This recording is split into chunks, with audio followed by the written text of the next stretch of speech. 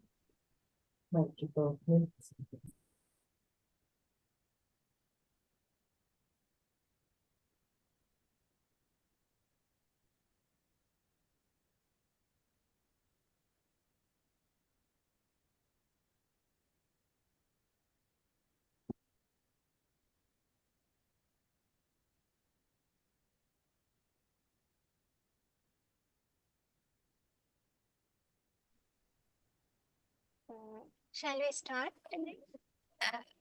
I think yes. Okay. So, good evening, everyone. Good Welcome evening. welcome to this webinar organized by the Global Digital Platform Initiative by the National Science Foundation. And first of all, I would like to invite Dr. Sepalika Subasinghe, Director General of the National Science Foundation, to welcome you all. Over to you, madam. Thank you, Tirina. Good afternoon, everybody. On behalf of the National Science Foundation, let me welcome all of you and thank you for your participation during these challenging times. Welcome everyone to our webinar today. Also, I express my gratitude to our resource person, and we are very lucky to have you with us today, Dr. Nimal Gamage, an iconic expert in academia and industry. In today's connected digital world, maximizing productivity by reducing uncertainties is the top priority across industries. So in this regard, speed in decision making, speed in reducing cycle times, speed in operations, and speed in continuous improvement will make huge waves in the years to come. In that sense, I'm certain that the information to be shared during this webinar will be important to the practitioners in the field because it's from concept to practice. So with that brief note, I wish you all a fruitful and impactful session. Thank you again. Thanks a lot, madam. And now I'd like to invite our chairman, Professor Rajit Senaratne, to deliver some remarks. Over to you, sir. Okay, thank you. Good afternoon, Dr. Nimal Gamage and the participants from academia, R&D institutions, and industry. As Director General mentioned, NSF conducts this type of events periodically, and this is the second webinar conducted drawing upon the expertise from our valued expatriates. First time we had in February, where Professor Daxina Silva from Lancaster University talk about whether economics is an art subject or it's a STEM subject, and talking about the relevance of statistics and mathematics in economics. So today we are getting into a very exciting topic, as Dr. mentioned. We know that the ancient man before the first industrial revolution used very primitive tools to protect them against predators and to produce food. But with the advent of first industrial revolution in the 18th century, some advances made. We had the agrarian revolution. Then the second one in the 19th century, with this electricity and railway and other technological advances. And the third one, we had this computers, cell phones, and microprocessors and so on. Now, the 21st century, we are using a lot of disruptive technologies, including artificial intelligence, blockchain, IoT, and which has really changed the whole landscape in this world. We started from steam in the first industrial revolution. Now we have got into sensors, and we cannot think of any sphere of life in this century which has not been impacted by sensors. To deal with this subject, we can find a person better than Dr. Nimal Gamage, who is a stellar product of University of Moratuwa. Then he went to USA, where he did his master's and PhD at the Oregon State University. Having finished his doctoral studies, he worked in 2 US universities, Oregon State University and University of Colorado Boulder. After that, he joined this industry and really made singular accomplishments in the field of data science. He's a data scientist, a top-notch data scientist of international repute with wide international experience. So we all are gathered here to listen to you, Dr. Gamage, how these sensors can be used in various sectors, whether it is agriculture, health, engineering, logistics in a sector, to really improve productivity, improve safety, and getting higher return on investment. So when you are waiting, and I don't want to take any more time, with this I invite Dr. Nimal Gamage to speak on this very important topic and topical subject, sensing at the point of consumption and the ubiquitous use of sensors in AI-centric world. Dr. Nimal Gamage, the floor is yours. So thank you very much, both. Extremely pertinent comments made by Dr. Subasinghe as well as Professor Senaratne. Let me pick up on something that Dr. Subasinghe said at the start. By the way, I am with one eye kind of monitoring the chat line. If you have any questions, comments, you may write anything on the chat line, write to everyone or to me, it doesn't matter. I think there is no moderator here, so if you write to everyone, I will see it, and I may periodically respond to those questions, time permitting. The comment that Dr. Subasinghe made, just summarizing it in a very short form, is that efficiency is very important from the production to the delivery to the consumption, right? So she said it slightly differently, but this is how I heard it. And this talk, we'll talk about that right throughout. Like Dr. Senaratne said, when I started in academia and big data and analysis of big data, etc., and gradually joined the industry, in the last 10 years, I've been in an area which I consider to be a very fun area to be in. As scientists, we work in areas which take minutes to explain to people exactly what we do. By the last 10 years, I was working in things that mattered to people every day, how things got to them, whether it was food, whether it was clothing, whether it was motor cars, whether it was the transportation, you name it. So this area of supply chain is exactly how things get from a producer, a grower, to a consumer, regardless of what, right? And the consumer can be you and me. The consumer can be another industry, like if you take the apparel industry, the consumer of raw material is the apparel industry. They produce something and we consume that. So if you take this area of supply chain, it's all encompassing. The examples I will give you is everyday life. And if any one of you can't identify an example in their own life with an example that I'm giving, I'm missing the target. I'm missing the audience. I'm not actually achieving what I want.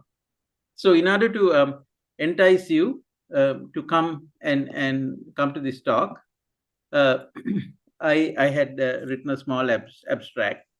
And in the first slide, I want to set the scene by picking up certain keywords from that abstract, right? And by the way, an important thing that Professor Senaratne said, he talked about the Industrial Revolution. And, it is famously said that countries like Sri Lanka and India, etc., in the Industrial Revolution, as they modernized, we went from the valve. I don't know how many of you remember valves, which was the mainstay of radios, in early stage. And we missed the transistor age and we went straight to chips. And that is a key to what Professor Senaratne said. The Industrial Revolution was slow to come to what we were then called developing or underdeveloped countries. But the technological advances are such, you actually don't have to wait that long to adopt all of those advances. Hence the importance or the pertinent nature of this talk. So having a modern supply chain and enabling one and making it work for manufacturers, for suppliers, and more importantly for people is extremely easy, right? Because the barrier to entry, what we need to have in order to empower it, is now readily available, mostly and at a much reduced cost. Early on, when we went into computer science or computer engineering or data science or engineering, there was a lot of equipment that was needed in order to enable it. And the equipment now is a computer and an internet for the most part, which is available all over the place. So what I'm talking about is these supply chains, what is needed to enable them, what the benefits of those are. And supply chains need to be dynamic, as in they need to be changing all the time and they need to adapt to the times. The best example of adaptability came, of course, at the onset of pandemic. An unbelievable experiment happened with the pandemic where we had to change our consumption behavior, our manufacturing behavior, our transportation behavior in manners that we could not imagine.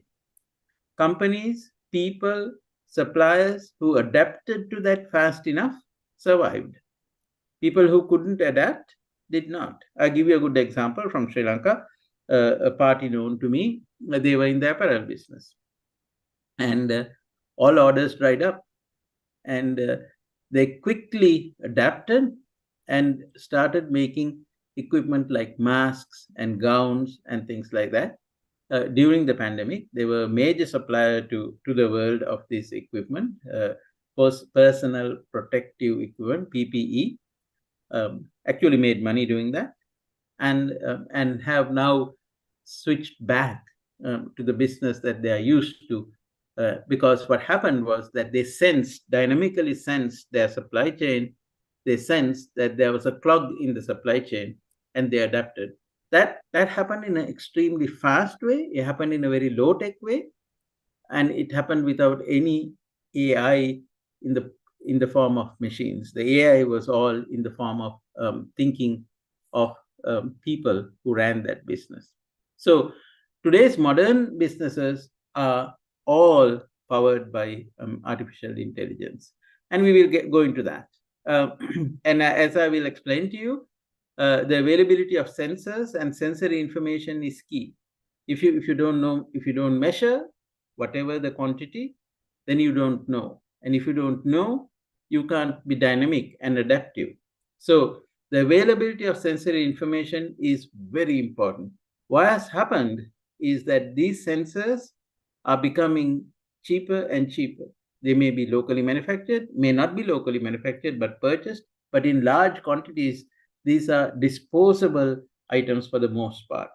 And so these inexpensive sensors, some of them only give an indicator. Is it good or is it bad? It's just an indicator, and need to be ubiquitous. And ubiquitous means all over the place, everywhere, all the time. And if you have or create such environments, then artificial intelligence systems can learn. And as a key part of these systems, they can learn faster than human beings. And then they can predict the most important factors so that it can empower from the producer back all the way to the consumer. Right? Simple sensor. I will give you a local example, because another scientist of Sri Lankan origin has been working in this field in Sri Lanka for a few years. So a sensor could be something that actually senses the price of commodities in the market. That's as simple as a sensor. It just tells you what is the price of carrots today in the Dambulla economic center. And if that information is now made available in the supply chain to the producer can decide whether to approve the carrots today and send it to the market, and if possible, wait for another week in order to get a better price.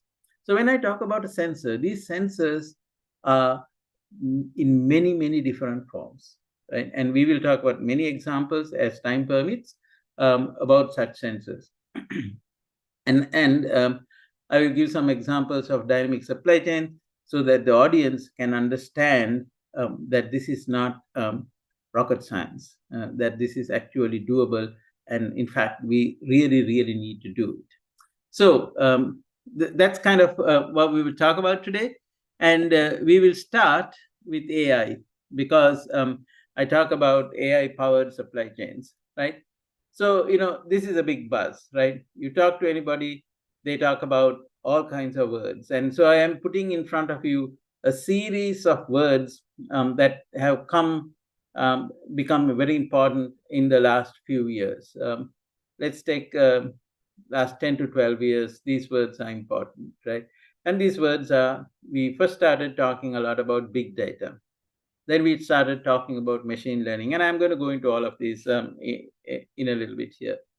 Then we started talking about AI. And in the last year, we have been talking about generative AI. And now, in the last 6 months, regenerative AI.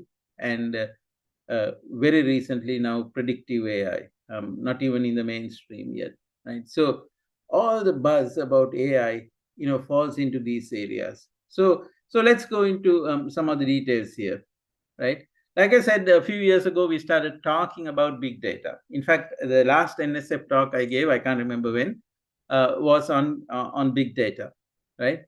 And, big data has existed for a long, long, long time. From the classic example of big data is what was written in Ola leaves long, long time ago, right?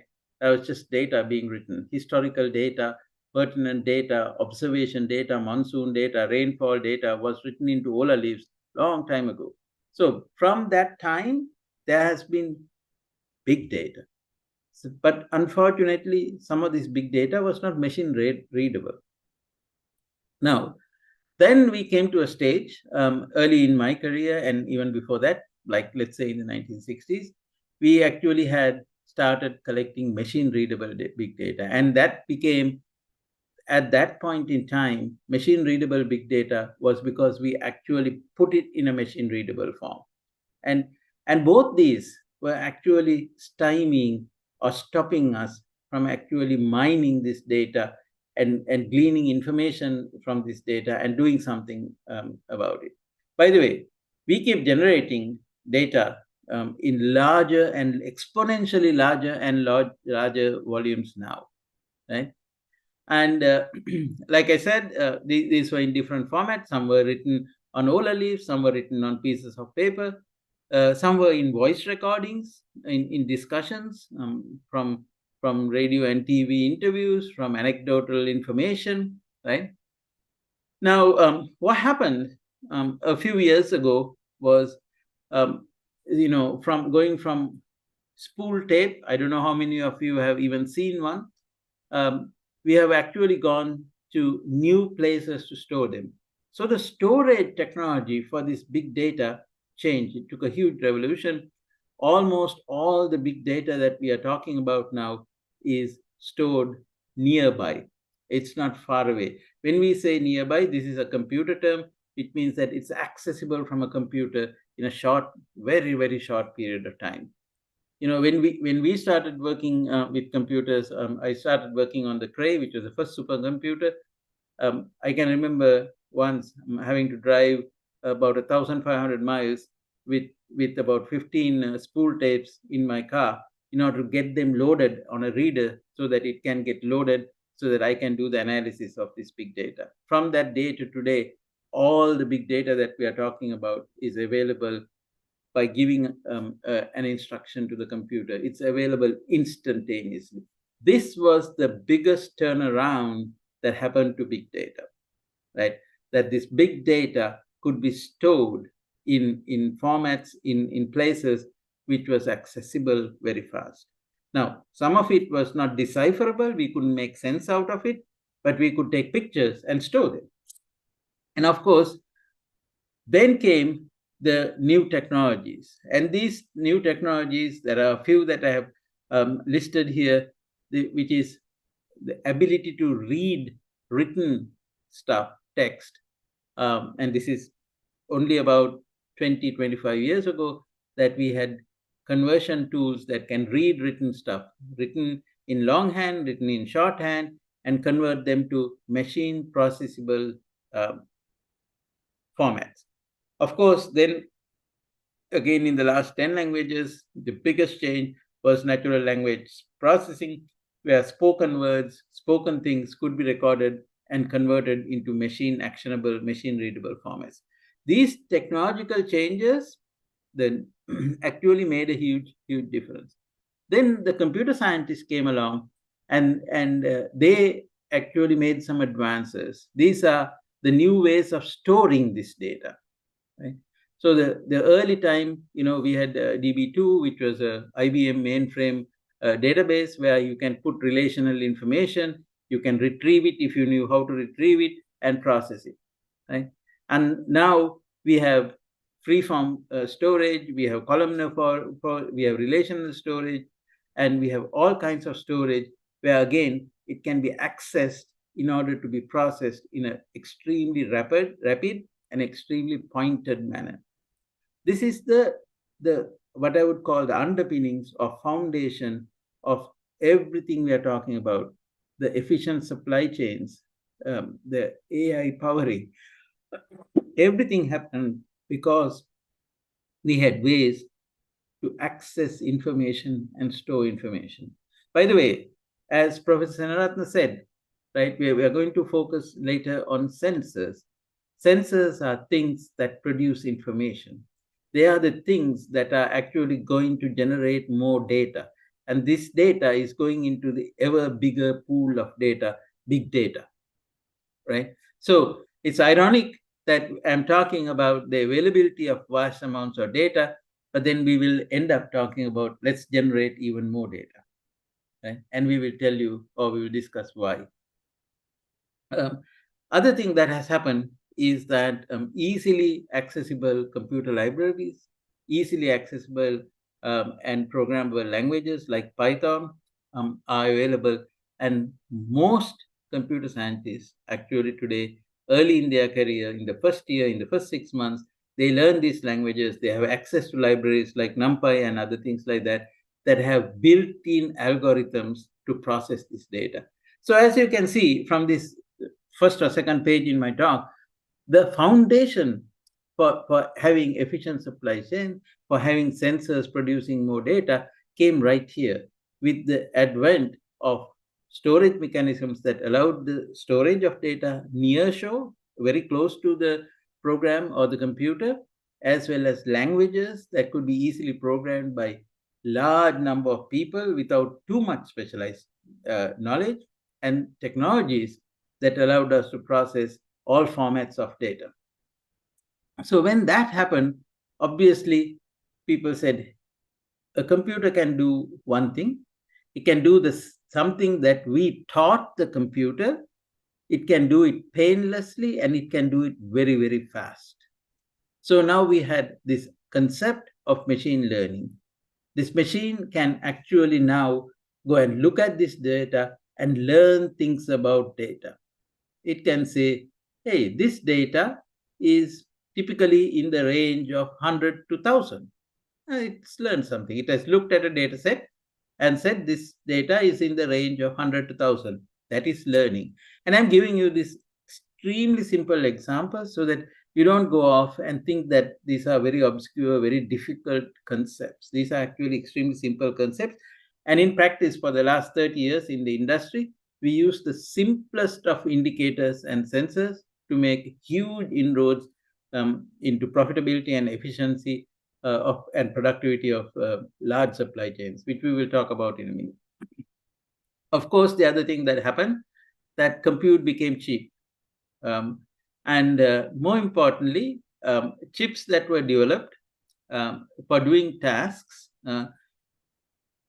specialized tasks like graphics processing, which is extremely computer intensive, people suddenly realized that, hey, we can take these chips that are already inside computers, the graphics engine that is inside your PC that you have today, and by giving some special directives, you can actually use the graphics engine more efficiently than the CPU that is inside to crunch numbers faster, better, and especially for unstructured data, that these were very, very fast. So this industrial revolution in terms of efficiency of productivity, and that's what I'm talking about. What really happened in the background in order to enable all of these things, right? And what happened is that because we had machines, and these machines were cheap, they were fast, they were all over the place, they were available, then people said, hey, we have this large amount of math that we know. Let's throw it at this data and let it tell us what we still don't know. So now we had this artificial intelligence because it was coming from the computer. Let me give you a good example. So we could look at a data set, right? And then say, oh, on rainy days, it took longer to go from Colombo 3 to Nugegoda. If we had that data, the commute time from Bambalapitiya to Nugegoda, and if it was raining, it took longer. Well, the machine will take that fact that it knew about whether it is raining or sunny, and if it had commute times, it will then correlate that and say there's a perfect correlation. Right? Known math. Correlation is old math that was there in the 40s and even earlier. And it will say these two factors are perfectly correlated. So now, if you had learned that, if the machine said that, it can crunch numbers and say that. And then you can say, hey, if you have a rainy day, it's probably going to take longer for you to commute. That's called a predictive engine. It's called a predictive engine. It's as simple as that. right? And we will talk about those things, right? And so now, if you knew that, what can you do? You can probably recommend that you do things slightly differently because it might take a little bit longer for you to commute that day. So that's called a recommender engine. And these predictive engines and recommender engines are the mainstay item. We are going to talk about it in the next couple of slides of efficient, productive supply chains. Right? So these are extremely simple concepts. These are extremely simple for us to understand. And when more people understand it and more people get a grip, they are the ones who will have the intelligence to say, let me think about this. This thing that I know and this other factor, which is an outcome that I know, seem to be related. Let me test and see whether that is true or not. So actually, with the advent of AI, what happened is, this concept of, why bother to think? Let's do it all and see what comes out, right? So we started throwing stuff, throwing computer algorithms at data, and we were discovering amazing, amazing things, right? We were discovering things that at times were completely random correlations. We were discovering things that we had not even realized about, right? And so now in machine learning, we use AI to do a certain number of things. So of course, we use machine learning to clean the data. So in some data sets, certain lines are completely garbled and you can't read it or process it. So you can clean the data, disregard those data sets, right? We can take data that, like I said, written on a Ola leaf and convert it into a machine readable text form. So we can transform the data, right? That's what the machine learning actually started doing. We can extract features. I just talked about two features, raining and commute time. Those are features. Those are the things that we extract, right? We had all this data. From that, we said the fact that there is a feature or an indicator called rain or shine, and we had also measured commute time. Now, those are features that we can, this is happening in every line of this data. So those are features. Now, whether the features are relevant or not, that is what AI is about. We will do a lot of math to say these two features don't matter. They don't matter to one another. Disregard that feature, right? And that is very important in efficient, productive supply chains, because there are so many features. Some of them are irrelevant. If we keep them around and pay attention to all of them, it takes a humongous amount of compute in order to do what we want to do. So the science that I worked on, my colleagues worked on, is methodologies when we have large amounts of data to quickly understand the features that matter in order to make a prediction about next year's orders for sweaters, as an example. If I want to make a prediction about next year's orders for sweaters, I need to extract the features that matter, right? So, an example in the medical industry, they use the incidence of flu and other diseases in the southern hemisphere summer to predict what should be built into a vaccine that is given in the northern hemisphere. So what we get in the northern hemisphere in this form of a flu shot, which is available in other countries for elderly people, available every year, is last 6 months prevalent flu strains in the southern hemisphere, right? So the feature we have picked, it has to be from the southern hemisphere. That is a feature. It is these diseases that we are going to track, whether older people got it, what were the symptoms, and then they will go and decide how to build a vaccine in the northern hemisphere. Right? So these were practiced for long periods of time. People looked at it and say, wow, this is something that artificial intelligence can do, right? So, and obviously, all of these things is used to train models, right? So this is now staying in the realm of known math. right? When I say train model, you build a model with known math. Correlation is a model, right? How to correlate A and B is a model. Right? Now, what has happened with computational power is we know easily how to compute the correlation between two things, A and B. One goes up, the other one goes down. We can calculate that. We can get a slope. We are fine. But of course, there are higher order correlations that we can do. Multiple parameters, 500 parameters is an example that I will talk about in, I think, the next 2 pages or so, right? And then what comes out, we obviously can do pattern recognition. I just told you a pattern. It rains, takes longer to go home, right?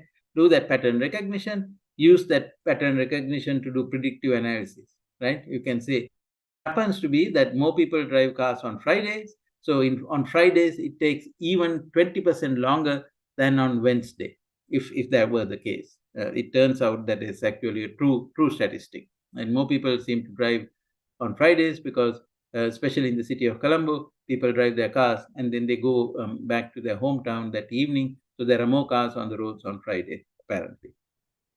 So then you can make recommendations based on that. Maybe that is the day you want to leave at 4:15 rather than at 4:30 because you want to get out of the city faster, and provide some insights to road designers for people who manage the traffic lights so that those timings can be changed. And usually at this point, it's based on static algorithms. I call it them known math. So then we have come to this area of generative AI and regenerative AI, right? And these are two words that are being used. But now we wanted these machines, these artificial intelligence machines, to be like humans. You wanted them to be evolving, right? So that is this generative and regenerative part of this AI. You wanted it to learn based on new content.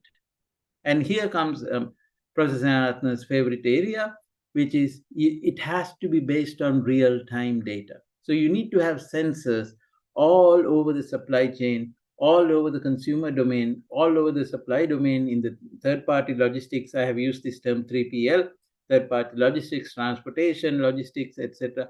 All over, you need to have sensors so that it can provide real-time data. When it can provide real-time data, then you have the ability to generate new content. You have the ability to predict new things, right? And hence this term generative AI. Actually, there was a very fine line where had machine learning and AI to actually generative AI. It's more like a label, because why do AI unless you are processing the new data as it is available? This is actually still, in my opinion, love to be proven to be wrong, is a weak area in Sri Lanka, which is we actually process static data sets, we generate insights, but we are not continuously in real time processing data. I think my first example that I'm going to talk about, we'll talk about in real time processing data and how that can make a difference, right? Because the whole ability to rapidly detect and evolve the features, a feature that was important yesterday or day before yesterday may not be important tomorrow. And again, I will show you an example. Again, the regenerative part is recommend new features. This is very new. So I'll take an example from the apparel industry. One of the hardest things in the apparel industry is to predict what is going to be popular next summer, right? What is going to be popular next summer? It's very, very difficult. And the problem that we have, especially in the Northern Hemisphere, is when something becomes popular,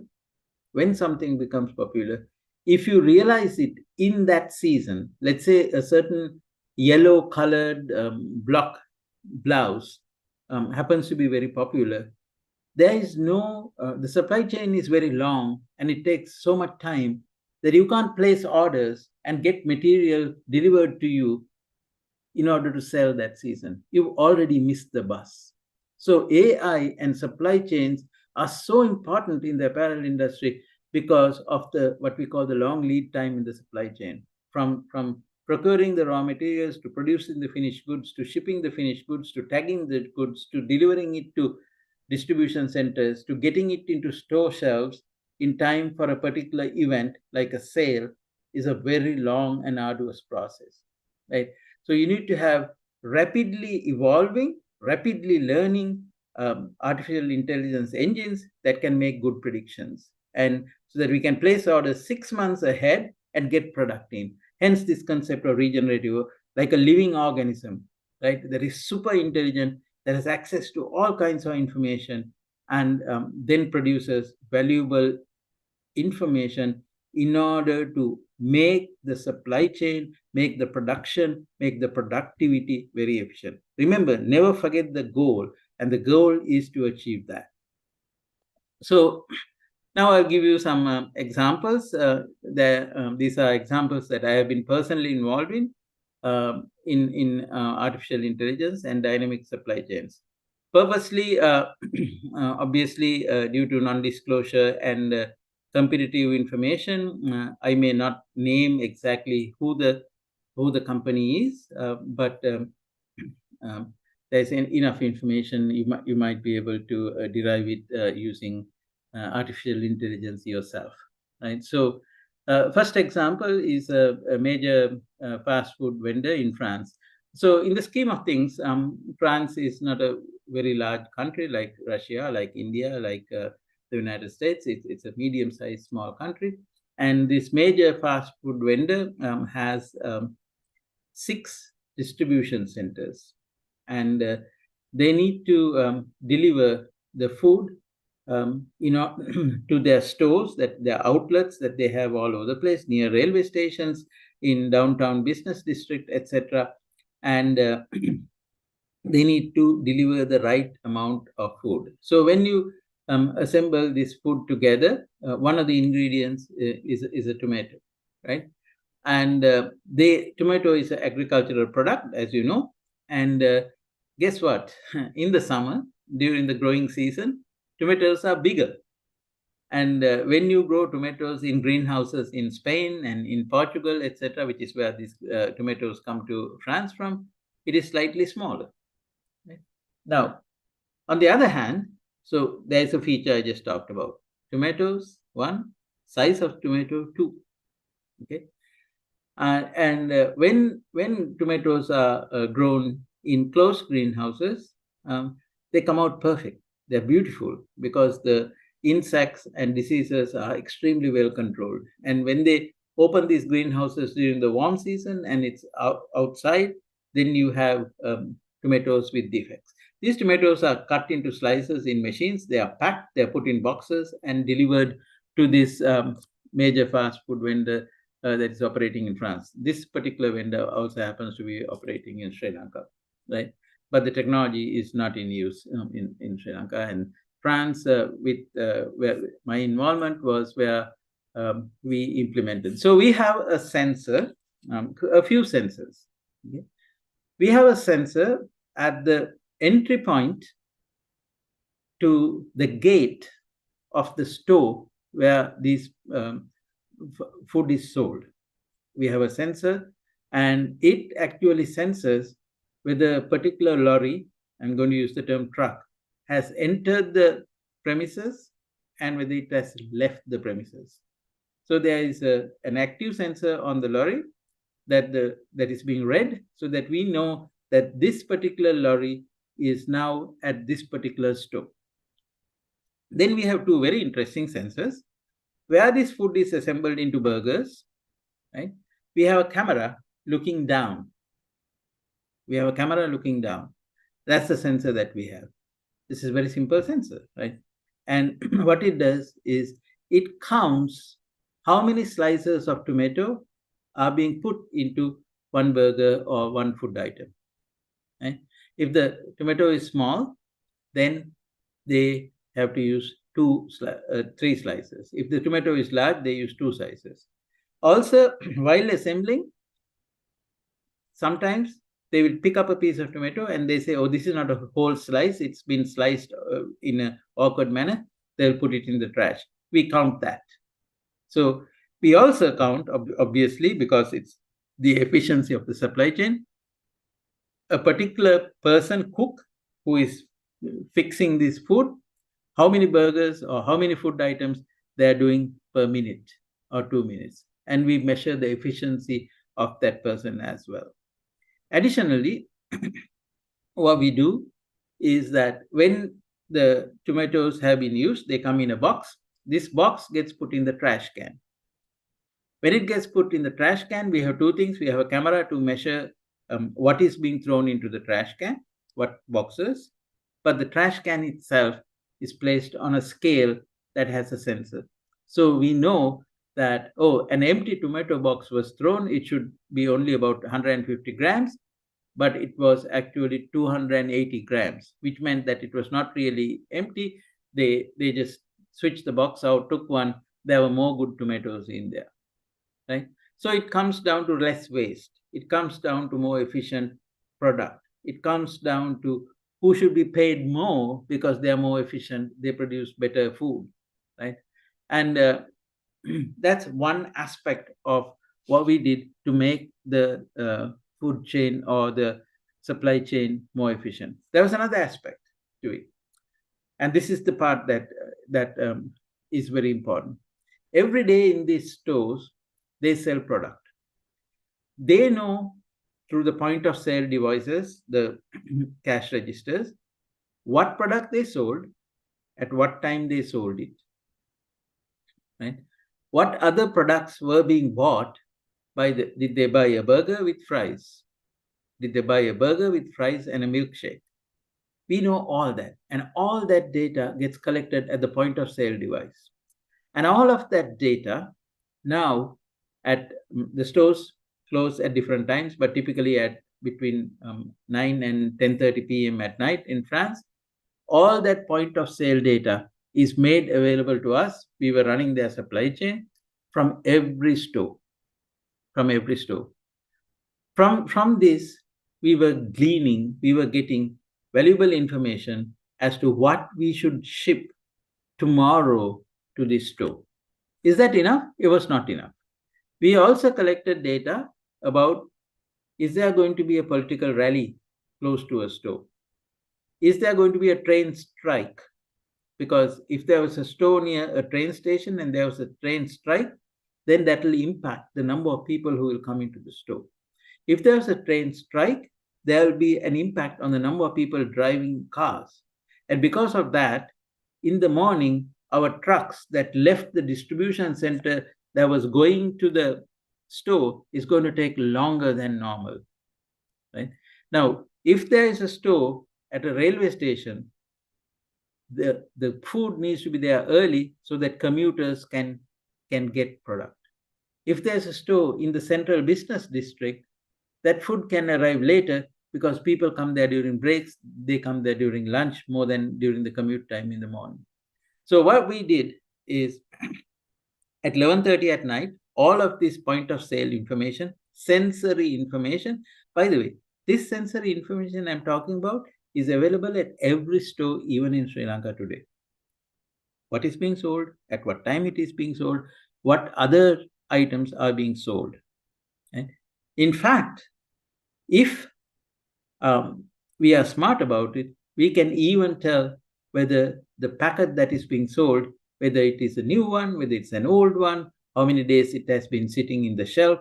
All of that information is sensory information that is critical for vital supply chains, as well as for productivity, as well as for human health, so that we know that fresh product is getting sold.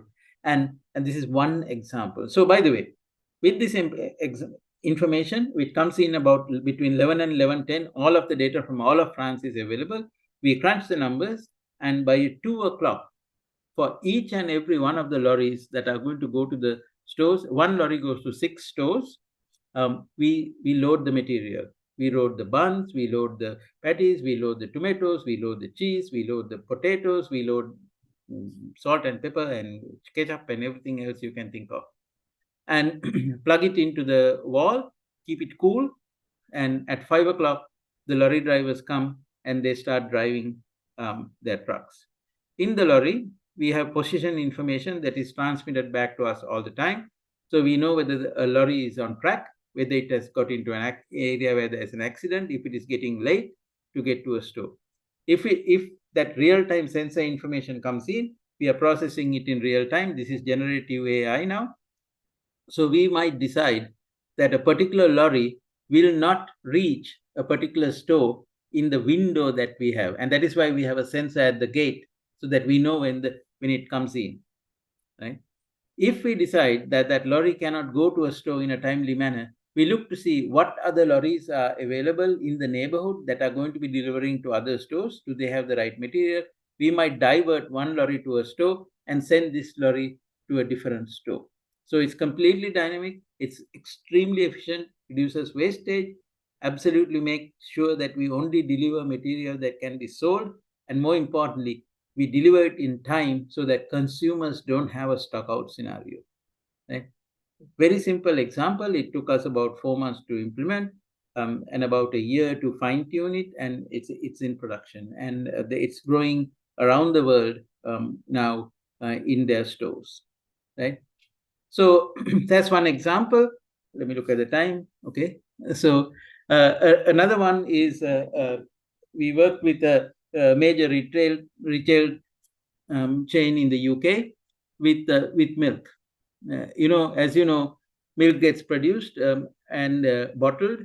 They have a close date saying you have to sell by a certain day, and the milk is actually good for about 5 to 7 more days after that. That's how long it lasts, right? So you have to sell by. And in this grocery chain, what they were doing is on Thursdays, they were putting milk on sale because all of the milk that would be expiring, the shelf life would be expiring on Friday, they put on sale on Thursday. And the milk, all the milk had dates of expiring on Friday. That's how their supply was set up. Well, in a large number of outlets, the consumer learned that, and they only bought milk on Thursday because they found that milk was cheaper on Thursday. It was good for 5 to 7 days. So why buy milk on other days? And in this particular case, in order to make it efficient and more importantly, to make the profitability higher, we changed all that. In fact, our analysis showed that the amount of milk that they sold on a Thursday, it would have been better not to put it on sale and throw the milk that was not consumed. Bad for the environment, bad for productivity, but that's what AI told us. This is where, when you have generative AI and regenerative AI, the human touch is needed. And this is where everybody is worried that we will become a robotic society and cruel society, because AI will tell the manufacturers how to make money and how to make a lot of money. In this particular case, actually, we changed stuff. We had milk come in with different expiry dates. We also stored the milk in a manner that you can only pick the bottles that are right in front, so that when we stored the milk, it automatically got pushed forward. As you pick a bottle, the next one gets pushed forward. So we can make sure that the milk that is going to expire sooner gets sold sooner and doesn't stagnate on a shelf. Right? So the third example, I am quite certain that all of you that you have used this internet-based vendor with a worldwide presence, extremely famous one. In fact, they have a recommendation engine, and let me tell you how this recommendation engine works. What they found is that people who bought product A always also, or a lot of the time, also bought product B. When you went to buy dal or something in the store, you also happen to buy, I'm just going to make it up, coconuts. Right? So why? Because they were running AI with machine learning. They were analyzing the point of sale data. By the way, the most powerful sensor that is deployed everywhere today in Sri Lanka is the point of sale device. It has such a wealth of information and needs to be processed. Right? Now, so what they found was people who bought product A, 40% of the time they bought B, and 20% of the time they bought C. If you use this major internet vendor and buy something, you see a recommendation. People who bought this also bought such and such and such and such. Okay. You see that recommendation. The recommender engine that this company uses every day produces between 17 to 42% of sales. And this sale that I'm talking about is the most efficient kind, because the consumer didn't go looking for something, they didn't log in and do a search, and they just were going to buy something, and then they were recommended and they bought this other thing. Most efficient, highest profit comes from that kind of sale, 17 to 42% between the second and the third recommended. All of this can be done, right? More importantly, the next time if they don't do that, they will be offered a coupon that if you buy this, you will get that for 20% off or 10% off. You actually generate a supply chain by that, right? Now, this is the fourth example is actually more important. By the way, Professor Sanatana, because I started 15 minutes late, can I go 15 minutes more? Assuming the answer is yes. Yes, by all means. Okay. So, so I'm talking about a very large brick and mortar. Brick and mortar means they have stores in every city, especially in the United States and in Europe. They have these stores, a very, very major vendor, and they use extensive use of active sensors. And these active sensors are all over. An active sensor, for example, is a temperature sensor that has a color changing device, so that if the temperature of the pallet that contains, I'm going to pick meat, if it is kept in an environment for longer than X minutes, 15 minutes, at a temperature of more than recommended, that is, it's not in a cooler, for example, that little label will turn red. That's the sensor. It's a very cheap sensor. It's a disposable sensor. It just turns red.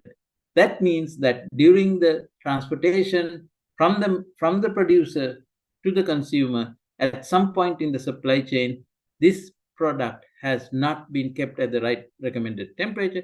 It's probably bad, right?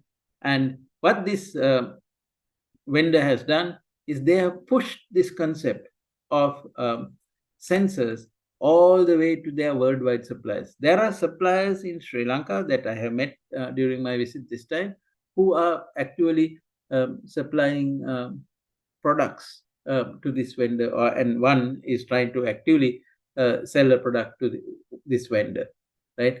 And they are putting all kinds of need to put sensory information on their packaging, all the way from the farm to what kind of pesticide was being used, this agricultural product that I'm talking about, etc. So this vendor is the most progressive in the world in terms of having active sensors and passive sensors, where everything is measured. Eggs, perishable goods, non-perishable goods, even things like sugar, they know exactly how long it has been in the shelf, in the warehouse, from the producer, because even things like sugar, there's a quality sweetness degradation that may happen over time. Example number 5 is a white goods maker. I don't know whether you know the meaning of white goods. It's used to describe manufacturers of things like washing machines, refrigerators, air conditioners.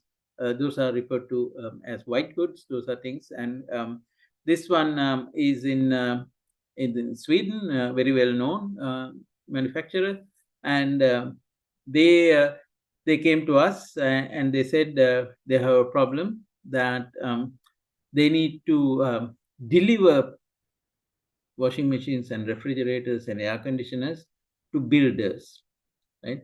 And these builders are demanding in Europe and in America, builders are demanding that the product be delivered by the manufacturer to the building site, right? Think about the problem that we have. We have to deliver the product to the building site, right? What's the problem there? Nothing.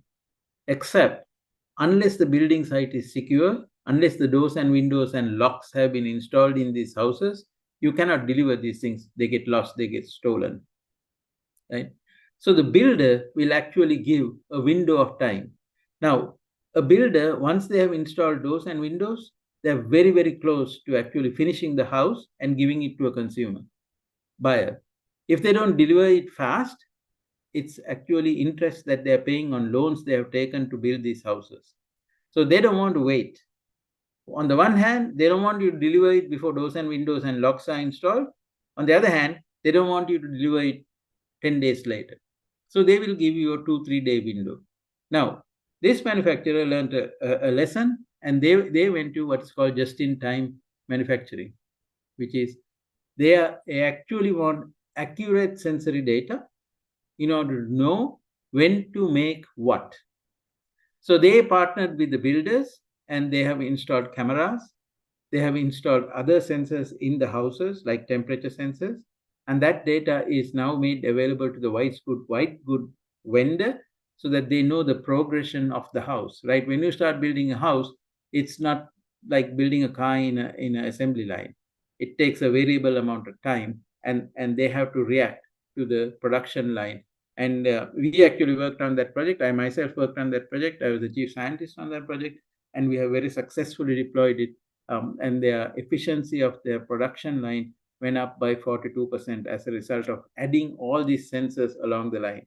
Even the third-party logistics provider, from the shipping company to the port, to the clearance, to the road transport, to the local storage, which is very expensive in each and every city to store these things, to the home builder, all this sensory data we have taken and incorporated into that. The next example is a project that we worked on in the aviation industry. There's a certain aircraft manufacturer. Actually, they found through analysis of big data that their capacity to produce aircraft was limited by the number of washers, tiny little washers that they had in stock. In their manufacturing process, they use thousands of different sizes, diameters, thicknesses, material washers.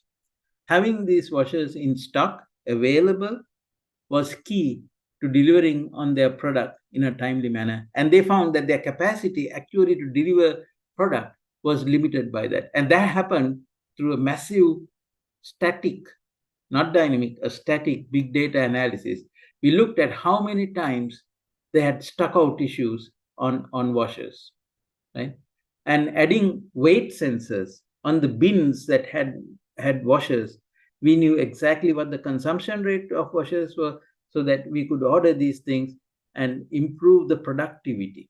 That's the use of another sensor. So a weight sensor that actually measures the weight of things placed on it is a simple sensor that can give us a ton of information. Of course, a high-end wine merchant, in that particular case, if you take wine and if you put it in the wrong place, it will never get discovered and will not get sold. Your stocks will say we have stocks, but then in the warehouse, when you go look for it, you can't find it because it's been put on the wrong shelf. Massive. So in this particular case, the sensor that we used was a tiny little drone that was about 6 inches in size. And this drone would fly up and down the aisles. And by the way, this was a dark warehouse, meaning that the warehouse had no human beings. Everything was being processed using robots. So we don't need to have lights. The temperature was held at a very cool temperature of 8 degrees because there were no human beings who were getting uncomfortable. And we had these IR drones that would fly up and down the aisles, basically looking at what is there, whether it is in the right place, sensing whether how many bottles are there. These are high-end wine. This is a very small merchant, and improve their efficiency. So, of course, we talked about the apparel chain. I said seasons, hot styles. A major apparel vendor, name brand apparel vendor, who has a characteristic symbol for their product. They are now using regenerative AI to even suggest the style of sportswear style, actual, whether it's a raglan, whether it's a short sleeve, whether it's a long sleeve, what colors, whether it's a V-neck. That is actually being now suggested not by designers. Designers actually just validate it. The whole design for the garment is coming from a regenerative AI machine. And the last one is a major tire manufacturer that is based in France, selling in Germany. In Germany, the auto repair shops actually don't have any storage. So when you go and say, they look at it and they say, you need new tires, they basically say, why don't you come tomorrow? We will have the tires for you. They will place an order, and the tires need to be delivered from France, from where it's being manufactured, to all of the shops in Germany. And if you think about a tire is a very heavy thing, and it has a huge big hole in the middle, right? So if you just put tires into a truck, you're shipping a lot of air, right? So if you take a big tire and then you take a medium-sized tire and you take a smaller tire, you can pack them inside so that there is less air. And we use a virtual reality sensor, a very advanced use case, in order to so the load master, who is the person who is supervising how to load the truck, we send instructions to him verbally. He's looking at the truck and he's looking using VR glasses, and he tells the people how to load the truck. So these examples are sufficient to tell you.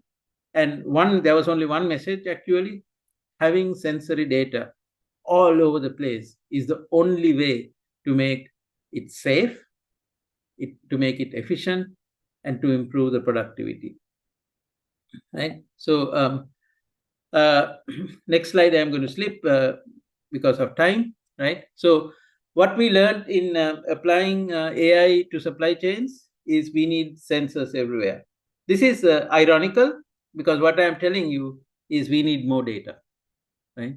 Because even though we have data, we don't have the relevant data or the sensitive data or the important data that will tell you. The best example that Professor Senathan reminded me last night was for pharmaceutical products.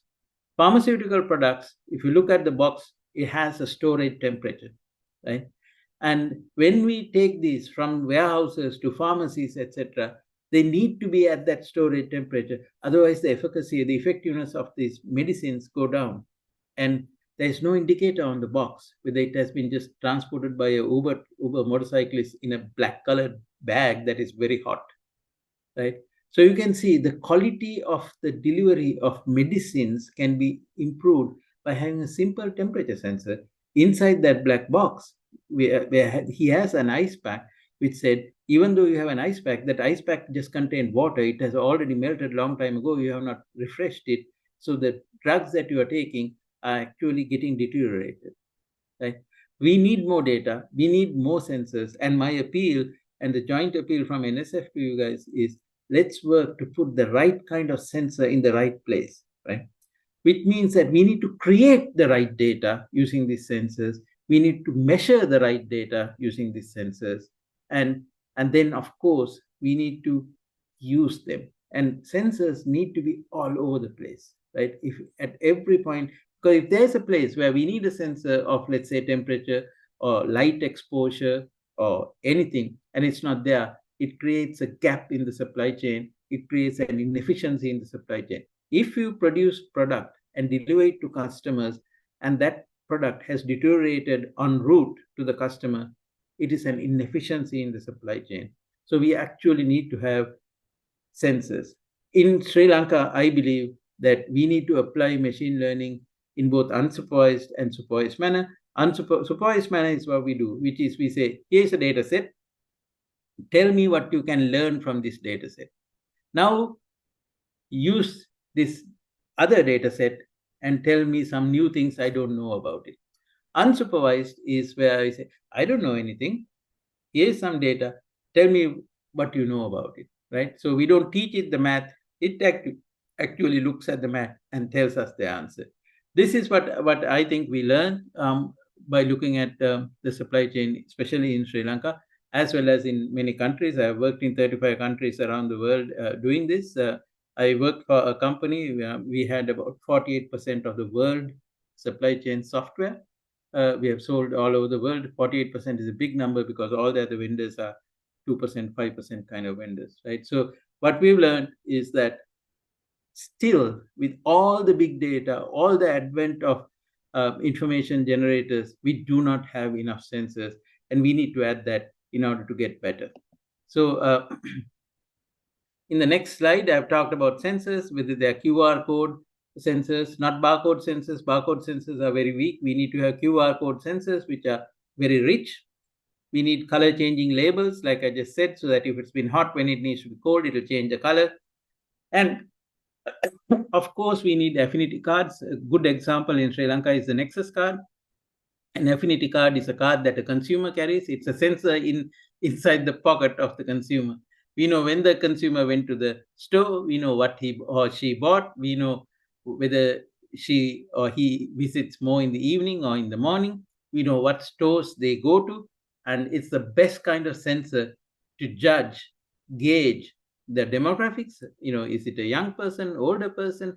You can even gauge whether they have children from whether they buy milk products, children's products, etc. And that's a sensor, and we need to have more of them, obviously, in order to make the supply chain efficient. I think that is where I'm going to stop, Dr. Sanatana. The slide set can be made available. I'll just stop for questions. Thank you very much. Very insightful and thought-provoking presentation, Dr. Gamange. I'm sure our attendees have questions to Dr. Gamange. Until they frame their questions, may I ask a general one, which is actually island shaking problem in our country.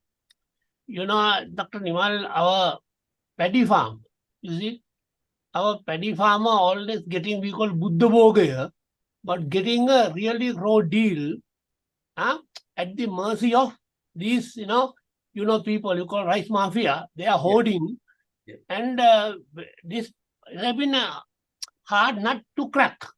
You see, now they saw whether we could use because this is also part of the supply chain, right? It's a serious problem, but now this has been going on for I think over 20 years, but actually no any remedy, successful remedy to cope with this. Can we have some discussion on how we should make a start to crack this hard nut?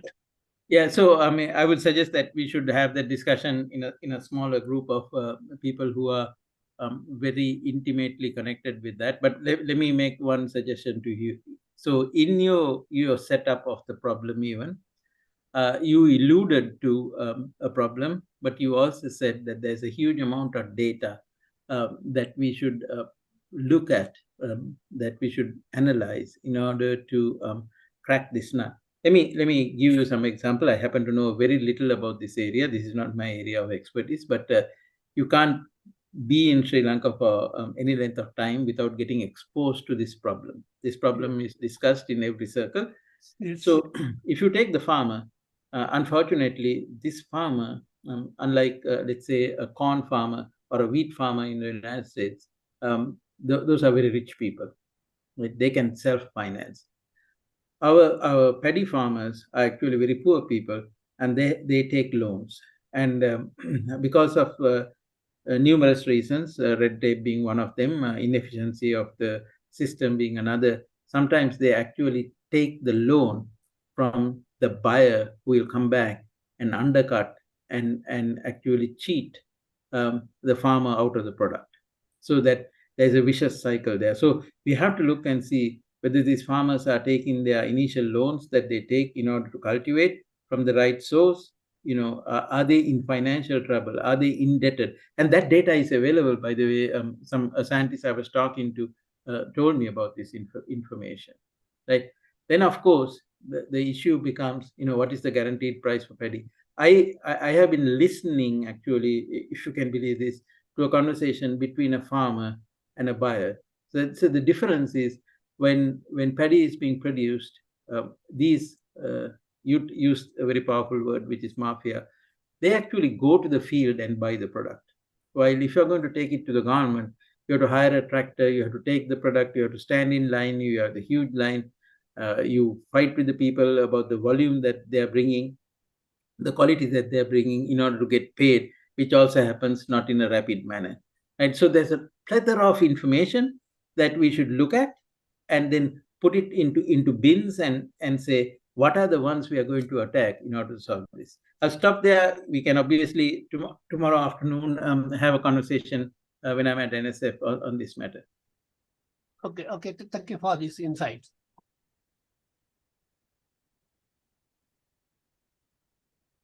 So I have no idea about the audience, what their background is, etc. Hopefully this has been useful. I have put my email address on this slide. You're very welcome to send me questions on this topic to me, and I will respond to it. If I don't respond in 5 minutes, that doesn't mean that I'm not going to respond. I will respond. I am traveling, especially in the next 10 days, but there's not a single email message sent by a person that I have not read as a statistic. Any other questions, dear participants? Make the most of the opportunity. Otherwise, can I ask the question? Yeah. Now in our country with regard to data, yeah, I think it's a rare commodity. I think we don't have that culture of collecting data. But if you want to make an impact, now we talk about low-hanging fruits, right? Yeah. In industry or in business, can you shed some light where we should start on? So the one set of rich data, I've gone in the last 6 months when I've been in Sri Lanka, as you know, traveling a lot, is that the point of sale devices, what we call the cash register, that even the person at the puller is actually collecting a ton of data, and that data is completely wasted, right? So even in the sophisticated locations, not all of like I'm talking about supermarket chains, etc. Not all of them are using all of the data in the ways that are possible. I gave that example of the major internet retailer. What they found is that mothers who have a first child actually shop on their website typically between 10 o'clock in the morning and noon. They found that with their point of sale data and the affinity card. What is the affinity card? They log in, so you know who they are. From the products they buy, you have guessed that they have a child, right?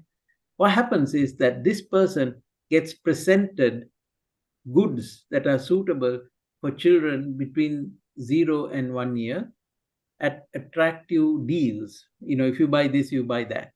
And they have massively increased the profitability by using those recommendations. This data, Professor Atna, is available, and I've watched it. I've watched them at the end of the day just print out summary reports from this point of sale data. But in all the projects that I have worked in, I have worked on thousands of projects. We always start with what we call the POS data, point of sale data, because that's the best sensor that you can have. But do they share that? How can you access that? They are not share that because that can be competitive information. It is competitive information. Absolutely, that's right. Yes. So a couple of things. In certain countries, like in the UK and in Germany, for example, that data was accessible to the regulator. As you know, I don't know whether folk here know this. One of the major companies, they got into trouble because they were using milk as a loss leader. A loss leader is where you sell something below the cost, and that's illegal in Germany.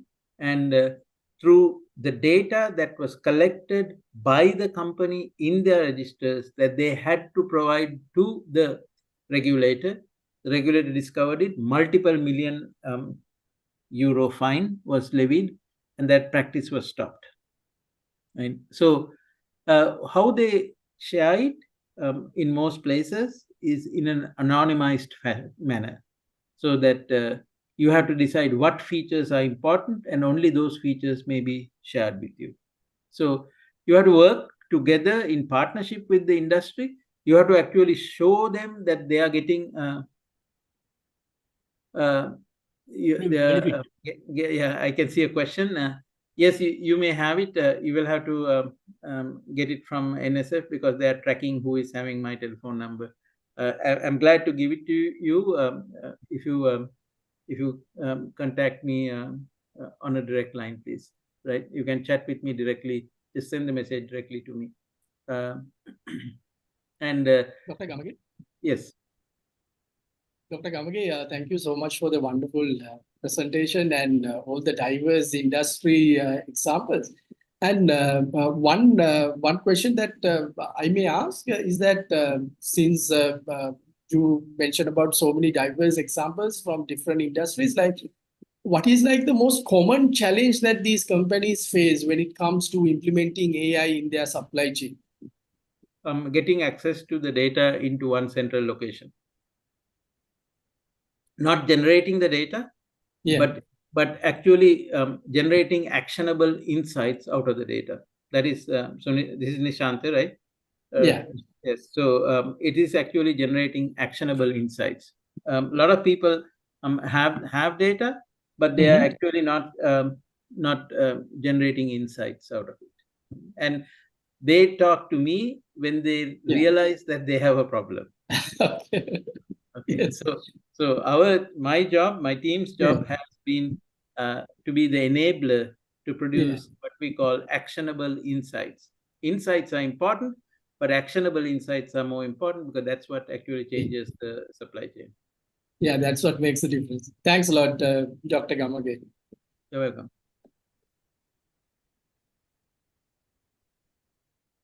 Any other questions? Comments? If not, Professor Sanatna, just some closing remarks from me. Thank you very much for attending this. Of course, I understand the fisheries problem. In fact, somebody is asking me a question about the fisheries, right? The data need not be in digital form. As I told you today, data can be in scripts of paper. They can be in all kinds of format because advances in technology allows us to convert that. But the problem is actually the data is there in different formats, in different places, scripts of paper, and they're not getting collected. So I am not claiming that every problem is easy, but if you don't start, you'll never finish.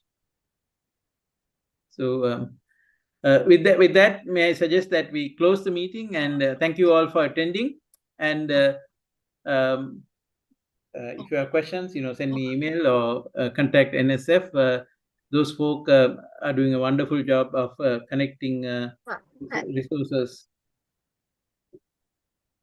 Yes, Shanta, do you like to say a few words just to, concluding?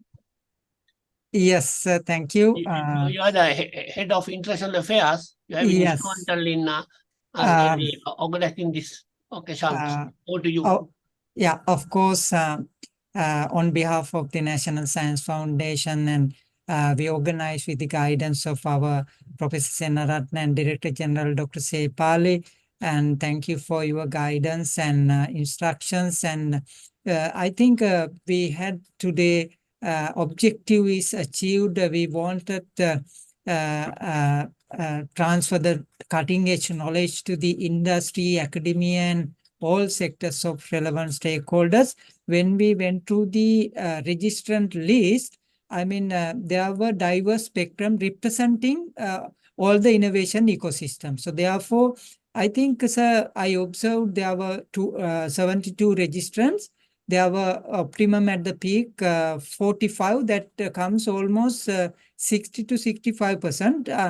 Generally, our experience is 40% maximum from the registrant, but here I think importance indicate registrants, I mean actual participation was almost 65%. Therefore, I think it was very successful and message clearly conveyed. as Dr. Nimal Gamage highlighted, if any further questions or clarification or any partnership required, we will be in the National Science Foundation. We are ready to make the partnership. Of course, prior concurrence and consent of our eminent speaker today, Dr. Nimal Gamage. And on behalf of the National Science Foundation, I extend a big thank and sincere appreciation to Dr. Nimal Gamage, sharing your valuable knowledge, cutting edge, to upgrade and update our industry and academia. Thank you very much.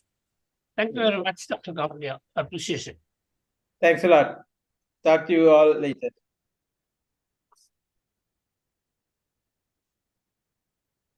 Hope we could see you before you leave. So tomorrow afternoon, I was planning on, no, sorry, 13th afternoon, I will Yeah. come and see you. Okay, that will be great. I will look All right. forward. Then we'll continue the discussion from Yes. where we left off. Yes. Okay. Yes, awesome. Again, Thanks a lot. many thanks. Bye. Take care. Bye. All the best. Looking forward. See you on 13th. Bye.